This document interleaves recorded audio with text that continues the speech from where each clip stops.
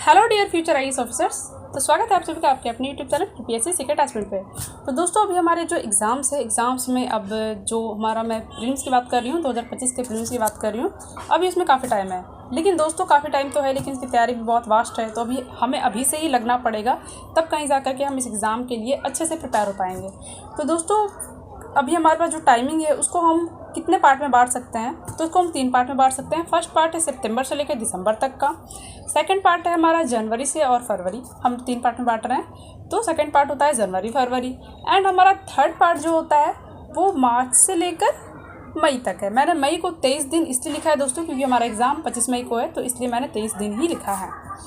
तो 3 पार्ट में हमने बांट दिया। तो हमारे पास ऑप्शंस क्या क्या बचता है कि हम फर्स्ट ऑप्शन कैसे कैसे पढ़ाई करें।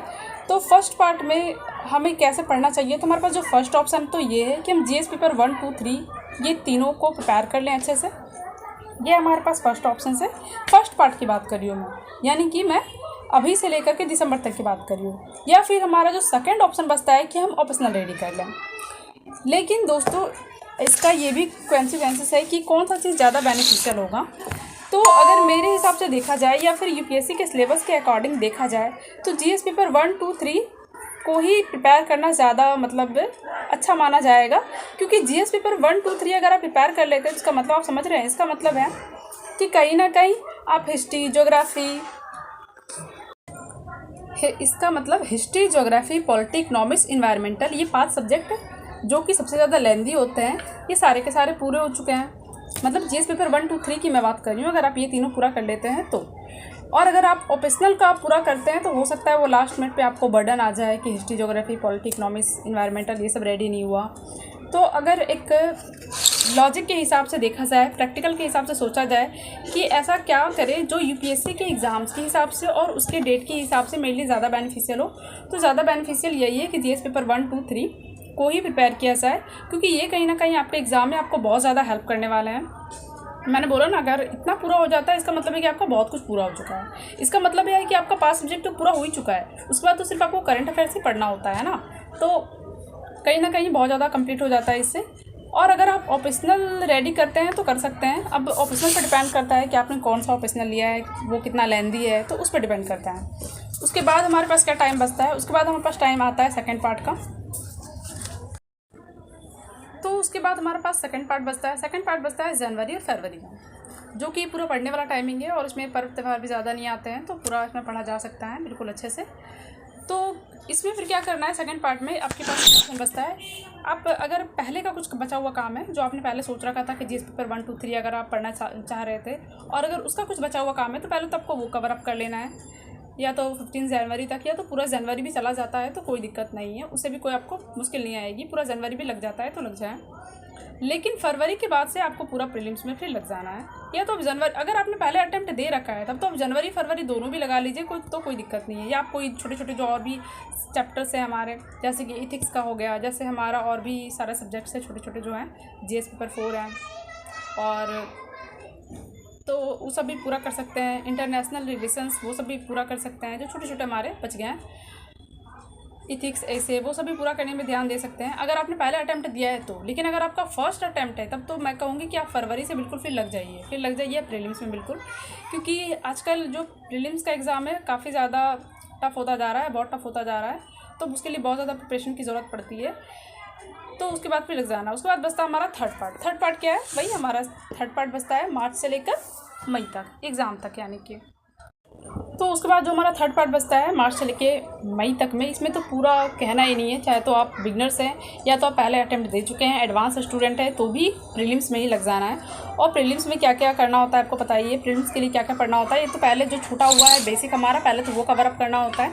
उसके बाद सेकंड पार्ट बचता है जो करंट से हमें रिलेट करना होता है, सारा चीज़ें जो करंट में अभी अपडेट आया है, न्यू सारा करंट अफेयर्स पढ़ना पड़ता है। कम से कम 1.5 साल का करंट अफेयर्स पढ़ना पड़ता है, और नहीं तो कम से कम तो 1 साल का ज़रूर। और अगर ज़्यादा बेटर सिचुएशन में रहना चाहते हैं तो 1.5 साल तक का पूरा करंट अफेयर्स करना होता है। And test series, mock test, ये सब बहुत इंपॉर्टेंट होती है, तो वो सब करना होता है। तो मार्च से लेकर मई तक, मतलब एग्ज़ाम तक, 25 मई को इस बार एग्ज़ाम है, तो उतना टाइम तक तो वही काम करने होते हैं। लेकिन एक वो सिलेबस होता है जो यूपीएससी निकालती है, लेकिन एक वो भी स्ट्रेटजी होती है जो स्टूडेंट खुद बनाते हैं। तो अब हम यहाँ बात करते हैं कि क्या ज़्यादा बेनिफिशियल होगा सभी स्टूडेंट के लिए।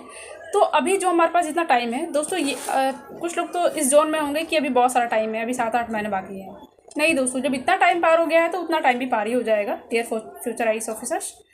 तो टाइम पार होने में ज़्यादा टाइम नहीं लगता। अब अभी देख रहे, अभी त्योहारों का टाइम है। अभी आप ऐसे ही सोचिए कि 20 दिन तो ऐसे ही ख़त्म हो जाने वाले हैं त्योहारों में। आफ्टर ऑल दुर्गा पूजा है, उसके बाद दिवाली है, साफ़ सफाई में पर त्यौहार में वो होते ही हैं, हर साल ख़त्म हो जाते हैं। फिर छठ पर्व भी आएगा तो वो सब में ख़त्म हो जाएंगे, टाइमिंग काफ़ी ज़्यादा, तो उतनी टाइम बचती नहीं है।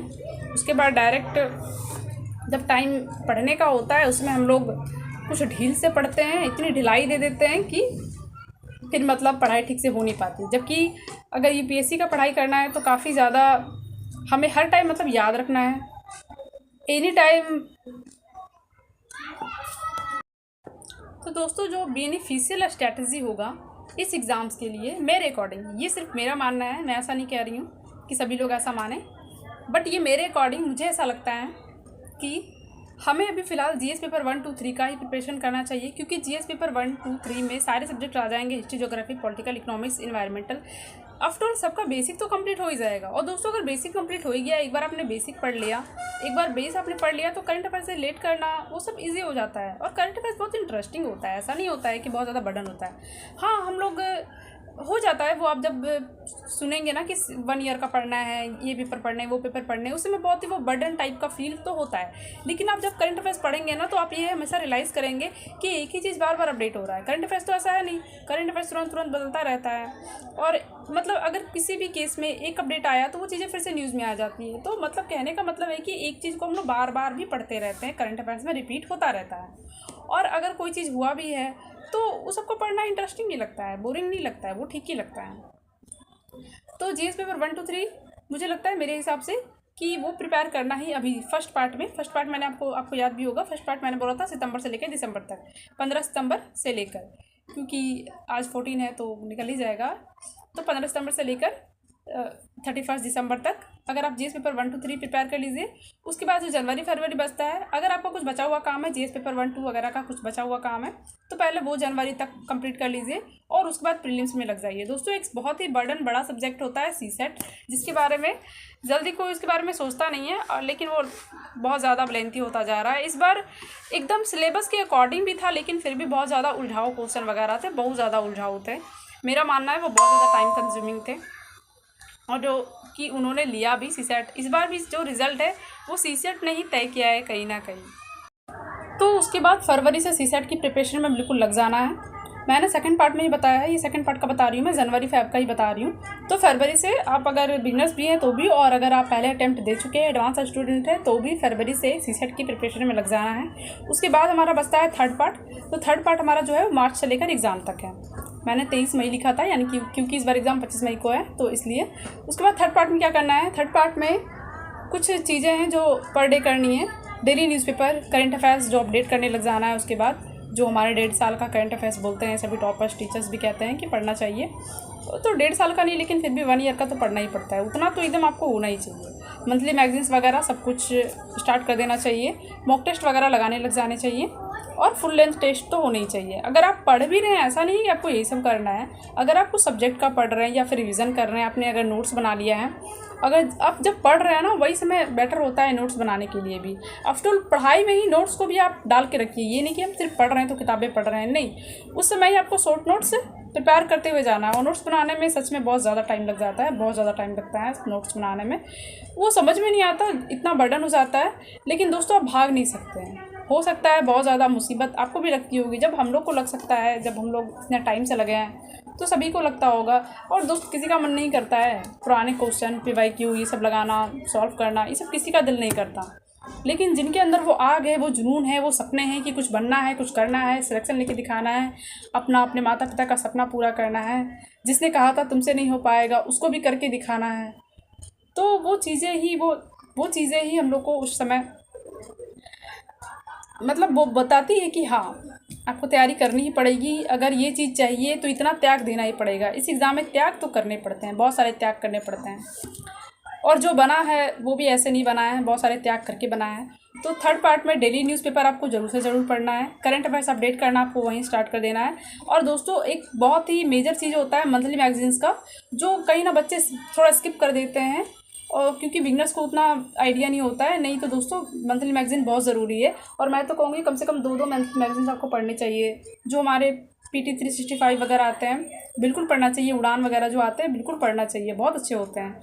अगर आप चाहें तो ऑनलाइन भी पढ़ सकते हैं उनका, बिना किसी फीस के, या तो आप ख़रीद लीजिए, आपकी जैसे पढ़ने की आदत है। अगर आपको नहीं पढ़ने की आदत है ऑनलाइन तो आप ख़रीद के भी हार्ड कॉपी से भी पढ़ सकते हैं। और मॉक टेस्ट वगैरह फुल लेंथ, तो फिर उस टाइम से मॉक टेस्ट वगैरह PYQ क्वेश्चन वगैरह लगाने स्टार्ट कर देने हैं दोस्तों। अगर इसमें आप उससे तो ज़्यादा बेटर स्थिति में रहेंगे जो आपने बिल्कुल भी स्ट्रेटेजी ना बनाते हुए तैयारी स्टार्ट की थी, तो उससे कहीं ज़्यादा आप अच्छे सिचुएशन में रहेंगे। और ये मैंने ऐसा नहीं बताया कि आपको कोई 10-15 घंटे पढ़ने हैं। ये चीज़ें अगर आप 5-6 घंटे भी पर डे के हिसाब से करते हैं तो भी आप बहुत ही बेटर सिचुएशन में रहेंगे। चलिए दोस्तों बात कर लेते हैं कि जिसने सेकंड पार्ट चुना था, जिन्होंने ओपेशनल की तैयारी करने के लिए चुना था, तो उनका क्या है दोस्तों। अगर जिन्होंने ओपेशनल की तैयारी करने को स्टार्ट माना था, अभी का समय अगर ओपेशनल के लिए चुनते हैं तो दोस्तों ऐसा कोई भी ओपेशनल नहीं है जो 3 से 4 महीने का समय ना लेता हो। सोशियोलॉजी वगैरह ओपेशनल है मान लेते हैं तो वो सब ले लेते हैं 3 महीने 3.5 महीने वो लेते हैं। और जो पॉलिटी वगैरह है वो सभी ले लेते हैं 4 महीने या 4.5 महीने ले लेते हैं।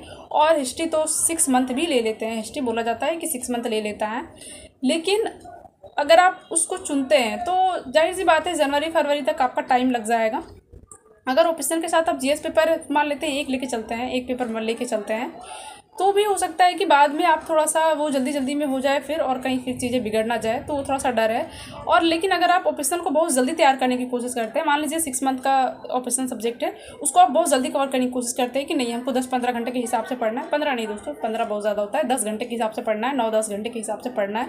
और अगर आप उस 6 मंथ को आप थोड़ा सा कम कर ले जाते हैं, थोड़ा सा कम टाइम में उसको कंप्लीट कर लेते हैं, तो भी अगर आप मान लीजिए जनवरी तक भी कंप्लीट कर लेते हैं तो भी कोई दिक्कत वाली बात नहीं है, तो भी आप कर ले जाएंगे सब चीज़ें जो करनी होती है एग्ज़ाम। दोस्तों तो लास्ट कंक्लूजन मैं यही कहना चाह रही हूँ कि इन द एंड चाहे जो भी हो, आपको फरवरी से बिल्कुल प्रीलिम्स की तैयारी स्टार्ट कर देनी है, बिल्कुल फरवरी से स्टार्ट कर देनी है। और इसमें आपको एक साइड CSET लेके चलना है।